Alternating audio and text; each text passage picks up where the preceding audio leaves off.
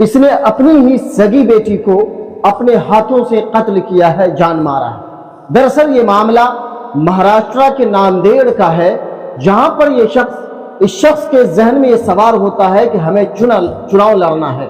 महाराष्ट्र में जून के महीने में पंचायती लेवल का चुनाव होना है।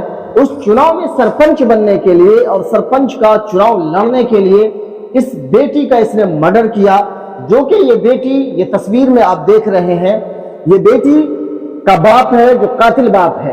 ये खुद अपनी बेटी का अपने हाथों मर्डर किया और इसकी जान लेने का ये जिम्मेदार बना। मामला दरअसल ये है कि जब इसको महाराष्ट्र में चुनाव लड़ना है, सरपंच बनना है, उस सरपंच बनने के लिए महाराष्ट्र में एक कानून है कि जिनके पास 3 बच्चे हैं वो चुनाव नहीं लड़ सकते हैं। इनके पास एक बेटा और ये 2 जुड़वा बेटी है इसके पास। अब 3 बच्चे हैं तो ये चुनाव नहीं लड़ सकते हैं, लेकिन इसके जहन में वो चुनाव लड़ने का, सरपंच बनने का धुन सवार था कि हमको चुनाव लड़ना है और सरपंच बनना है। तो इसने एक रास्ता इख्तियार किया, उस रास्ते को चुना कि अगर हम 3 बच्चे के बाप हैं तो चुनाव तो लड़ नहीं सकते हैं, तो क्यों ना हो कि एक बच्चे को अपने ही हाथों से खत्म कर दिया जाए और उसका मर्डर कर दिया जाए।